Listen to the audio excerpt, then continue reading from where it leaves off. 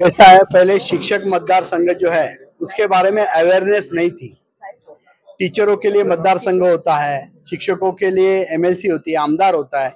यही चीज बहुत सारे लोगों को पता नहीं थी। अब धीरे धीरे अवेयरनेस आ रहा है। टीचर जान रहे हैं, समझ रहे हैं कि शिक्षक आमदार शिक्षकों की सेवा के लिए होता है, शिक्षकों के रेसिडेंशियल, पर्सनल, एजुकेशनल काम करने के लिए होता है। कल पढ़ाने के लिए टीचर फ्रेश रहे, इसीलिए उनकी मुसीबतें हल करने के लिए ये शिक्षक आमदार होता है। ये अभी टीचर समझ रहे हैं, इसलिए शिक्षकों का आमदार शिक्षक ही होना चाहिए। इस भावना से प्रेरित होकर आप ये सब समर्थन देख रहे हैं। ये सारे लोग, ये सारे शिक्षक आज साथ में आए हैं और जो पिछले 18 साल से शिक्षक नहीं फिर भी शिक्षक के आमदार हैं, ये चित्र इस बार बदल जाएगा और उनको पता है ये चित्र बदल रहा है। इसीलिए उन्होंने इस चुनाव से वो पीछे हो गए हैं और दूसरों को उम्मीदवारी दी है। क्या नई योजनाएं क्या रहेंगी आपके माध्यम से? 1 नवंबर 2005 पहले सभी नियुक्त लोगों को पुरानी पेंशन मिले। 2005 के बाद के लोगों को पुरानी पेंशन लागू हो जाए।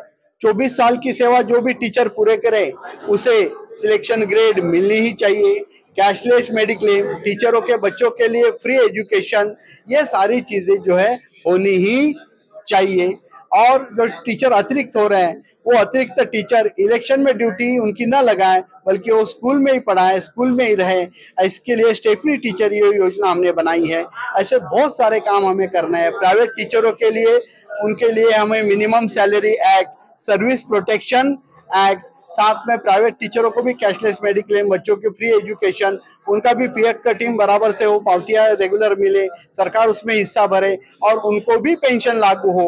इन सारी चीजों के लिए और शिक्षकों के उज्जवल भविष्य के लिए काम करने, उनकी सेवा करने का व्रत लेकर मैं मुंबई शिक्षक मतदार संघ में शिवसेना पुरस्कृत उम्मीदवार हूँ और शिक्षकों का समर्थन भारी संख्या में मिल रहा है और मुझे यकीन है कि स्वच्छ प्रतिमा का एक जवान, एक तड़पदार शिक्षक इस बार वो आमदार बनाएंगे।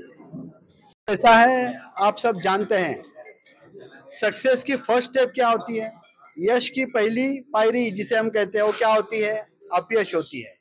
तो 2018 में मैंने चुनाव लड़ा, मुझे बहुत अच्छा समर्थन मिला, मैं दूसरे नंबर पे आया, कुछ वोटों से मेरी सीट रह गई।